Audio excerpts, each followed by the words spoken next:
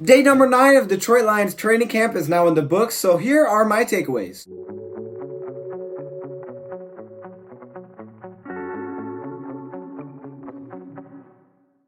Okay, so like we've done before, what we're going to do with the day 9 of training camp is first off, look at the participation list, see who played, who didn't play, what's going on with that, because that's always changing and that's always updating, so it's very important to look at that first, and then we will get into the takeaways. So the first thing that we will look at is the PUP list, or also the NFI list. Now, there is only one player on that NFI list, and that is Snacks Harrison. Darius Slay was actually taken off of the NFI list, but Snacks Harrison remains on that list. Trey Flowers, Longa, and Tommy Lee Lewis are all on the PUP list, okay?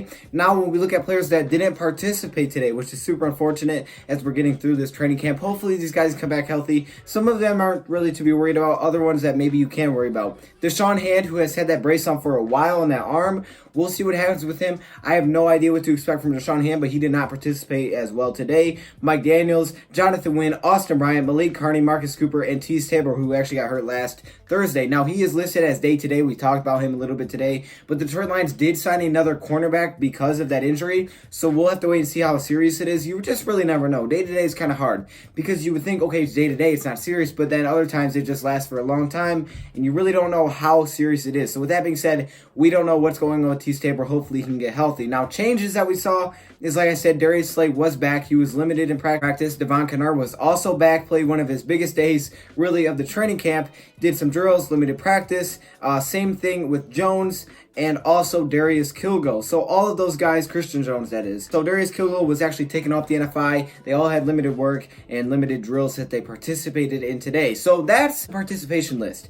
Now let's get into the fun part, and that is the takeaway. So the first takeaway I have is that Michael Ford came up with an interception today. And we always like to look at these first because they're big stories. And we've seen a lot of different corners, but now it's Michael Ford's turn to come up with an interception. And it was against David Fales. So not a good look for Fales. But Michael Ford didn't have a great day today either. He had a really good play early in training camp, but he didn't have a great day. He did give up some big routes. In the 2-minute drill, he gave up 2 receptions, so it was kind of rough. But with that being said, he did come up with an interception that does really make him stick out amongst others. So that's the first takeaway that I have. Tracy Walker has been playing very well throughout the training camp.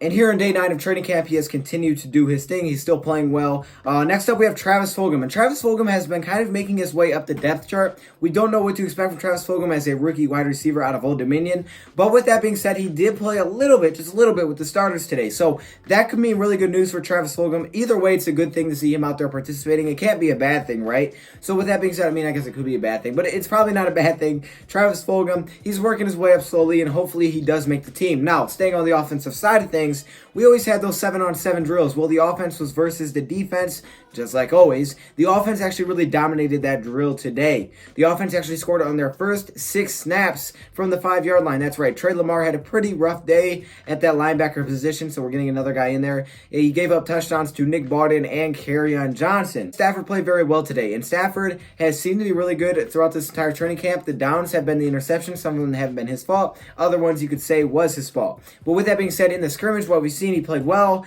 and today he played well once again. So good things, good signs really for Matthew Stafford. It seems like he is really comfortable in this Darrell Bevell offense as the Patriots are ready to come to Detroit, because it's going to be a very exciting time this week. This week's going to be really exciting for the Detroit Lions, so it's good that everybody's getting on the same page. Marvin Jones Jr., the wide receiver for the Detroit Lions, has also been playing very well, and that Stafford and Marvin Jones connection has been looking really good. We've seen it with Danny Amendola. We've talked about the Marvin Jones Jr.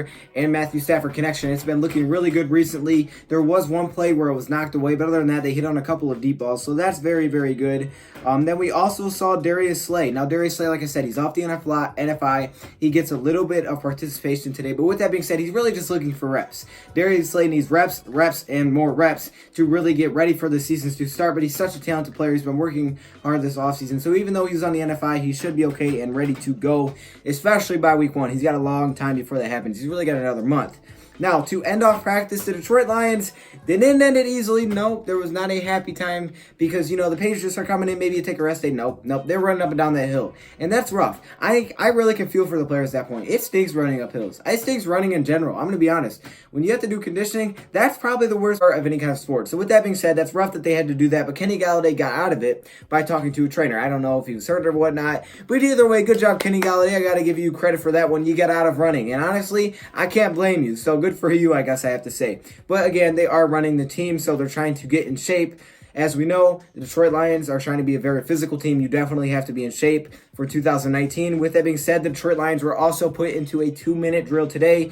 They call it a 2-minute drill. It was really a 48-second drill, I should say, where they went 49 yards. They actually capped it off with a touchdown, Matthew Stafford to Danny Amendola. And that was really nice to see. And finally, well, because he beat Jamal Agnew. So not good for Jamal Agnew, but at the same time, good for Danny Amendola. And it's crazy because Jamal Agnew is such a fast player, but he can get beat at that cornerback position. He's just such a good returner. That's what he really goes by. And then finally, this is a guy I haven't talked about a lot in a while, and that is Chris Lacey. Now, Chris Lacey was actually named the Detroit Lions surprise of the offseason, the standout of the offseason by multiple people earlier this year. So with that being said, Chris Lacey has actually been playing well, and I think this is a guy to keep your eye on. He's a sleeper to actually make the team at that wide receiver position. Matthew Stafford really seems to like going to him. He's similar to Kenny Galladay in his play style. He's definitely not Kenny Galladay, but I would say this is a guy that's a sleeper to make the team. We have a lot of competition throughout the wide receiver position, so it's going to be hard.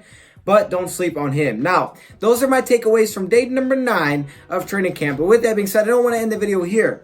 Because first off, I want to say thank you guys for all of the support. I always like to say that because you guys are what makes things happen. And I cannot do anything without you guys. And also, I am also going to throw that clip in here. I'll probably throw it in here. If I don't throw it in here, you won't be seeing me talking right now. But here is a clip of how to actually get to the Dodge shop because I know some people have questions with it. So I put together a clip really quickly how to do it on mobile. So that will be in here. Anyways, thank you for watching, and I'm out. All right, everybody. So here we are on my latest video, and I've actually had questions recently about how do you get to the shop? How do you get to my merchandise? Well, it's very, very simple, but I know a lot of people may not know how to do it, so I'm going to show you how to do that in this quick little video.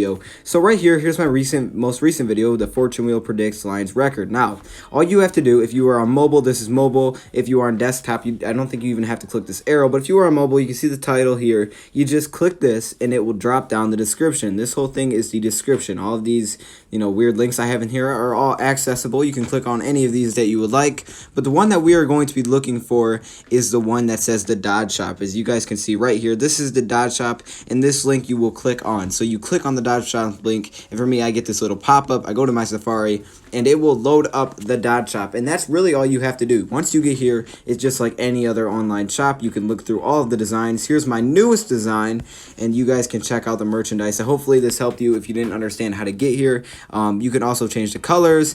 If you guys have any more questions, just let me know in the comments below, but I thought this would help you guys out. With that being said, thank you, Pride, for watching, and I'm out.